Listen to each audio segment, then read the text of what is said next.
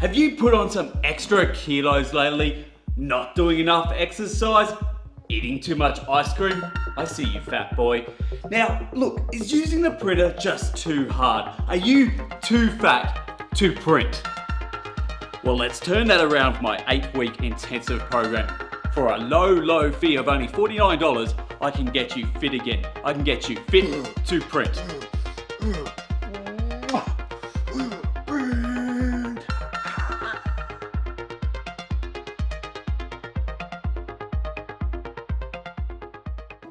Fit to print. It places you in a critter world where you're running a newspaper.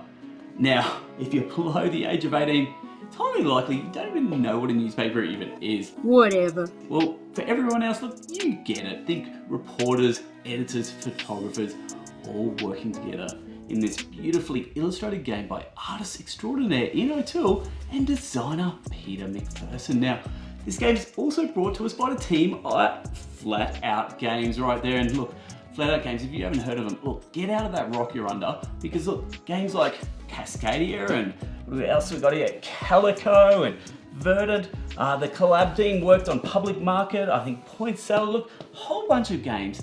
Absolute amazing pedigree, second to none. So look, I put my hard-earned $bucks on the line on this Kickstarter. I backed it. Let's see, will I regret that decision? To find out how I feel about this game, then you must keep watching. Warning, the twist will shock you.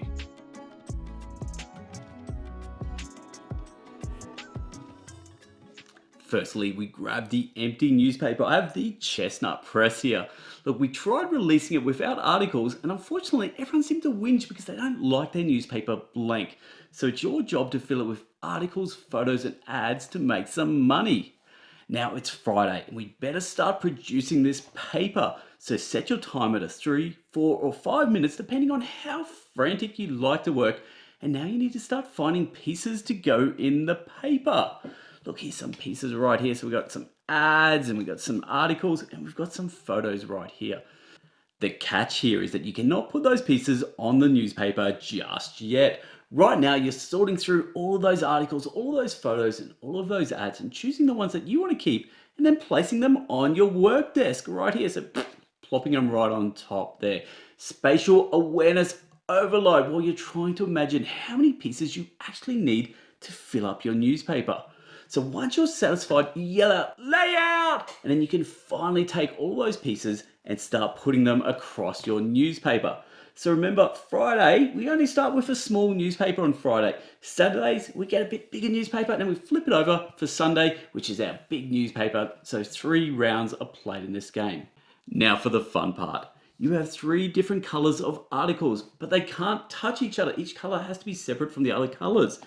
Photos, they need certain articles around it, but they also can't touch other photos. Ads, these are going to get you money, but again, ads can't touch ads. No one wants to see a whole bunch of ads in your newspaper all grouped together. On top of that, you have a centerpiece that also has its own requirements.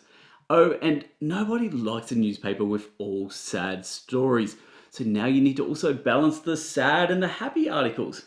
And obviously, look, it's bad to leave lots of empty spaces, so no gaps in your paper if you can avoid it. And lastly, did I mention that in the advanced mode, you have different player powers, and each day you're going to have different round conditions that you need to adhere to. So stop right now and breathe. So you finally laid out your newspaper in that time allowed. Oh, so you didn't do it? You ran out of time? You had pieces left over? You didn't place enough ads? You made some mistakes? Certain pieces are touching each other that shouldn't? Yeah, I did that a lot too. Look, this game is frantic. This game is amazing. And you have so much you are trying to balance while also dealing with that spatial puzzle in your head. So while this isn't every rule that you need to know, it's going to give you a good idea on how this game plays straight out of the box. Now let's also add in family mode so the kids can play. You can also change the time, so that changes the difficulty. You can have a solo mode, you can have a puzzle mode. Look, a lot of different modes in here. Let's touch on the mechanics next. And the primary mechanic here, I'm going to describe as the guessing Tetris mechanic, trademark. Now, you're playing Tetris, you've got pieces, you're optimizing your space. Look, we've done that a million times before. But the little pickle here is that you have no idea the amount of pieces you need, the size of pieces you need to be totally efficient in your newspaper. Look, it's genius, really. By forcing you to throw them on this little critter-sized little table here, you lose track of the amount you've chucked on there, you lose track of the types you put on there, you lose track of the sizes, and eventually, before you know it, you're asking yourself the same question after every single game. Damn it, I didn't have enough on my table, or I had way too many. What was I even thinking? So now you're locked in. Once a piece hits your desk, you can't change your mind on it. You will then yell, lay out, and you are not getting any more pieces. That's what you have for the rest of that round. So I always look for a selling point in any game, and sometimes it's art, sometimes it's components, but in this instance, I think this mechanic is the selling point of this game. Next up, theme, and critters, critters, critters. I love me some critter games, don't I, Betty? Do I love critter games? I really do. Anyway, it's my weakness. I'm an absolute sucker for a critter world. So be it diving deep into the world of Everdell or collecting those beautiful comfort items and creature comforts, I just get lost with these little tiny creatures living out their lives. So the critters in Fit to Print, they're working hard. They're the Ron Burgundy of Thistleville, and they want to bring you the best news possible. Now, if they did this game, they had the theme as just a standard newsroom with humans, pretty much would just laugh in their face, wouldn't I? I'd laugh. I'd go, ha ha ha, that is ridiculous. But, give me cute woodland creatures running around the newspaper, and I'm invested. Sign me up. Next, art and components. And look, it's pretty much cardboard, and just a little sprinkle of more cardboard. But what I love is the uniqueness amongst all of this stuff. Let's start off with the tables. Each table has different artwork. That's a nice little touch. Each one of these articles, here we go, there's an article right there. Different titles on each one. This one says, local geese celebrate 2 decades of marriage. That's pretty cool. Hey, Betty, that's good. Well done them. The ads, all the ads are different. Beautiful Tool artwork. Look, it's just a whole bunch of nice little touches, and they're the things that I appreciate in games. Now, would I say this is my favorite critter art? No, not really, not even close actually. Give me the wonders of Bosley and Everdell any day of the week, but I like it, it's different.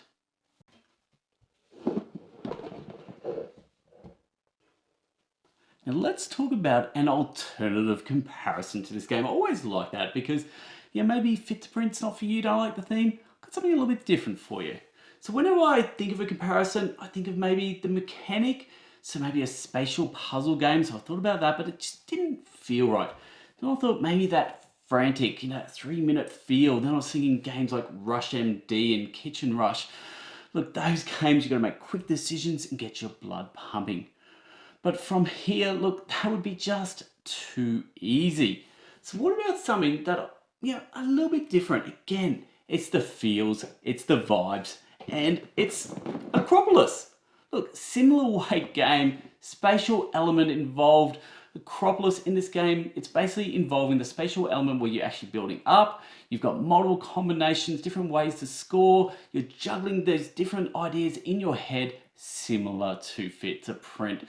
Look, these sort of games, I just can't get enough of these little sort of spatial games, different ways of scoring. They're great little games.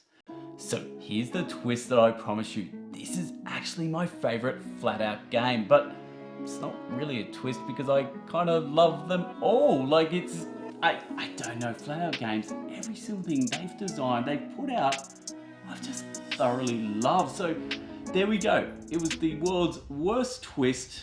Very disappointing. Awful way to end the video. Anyway, that's it from me. I'm Hogs.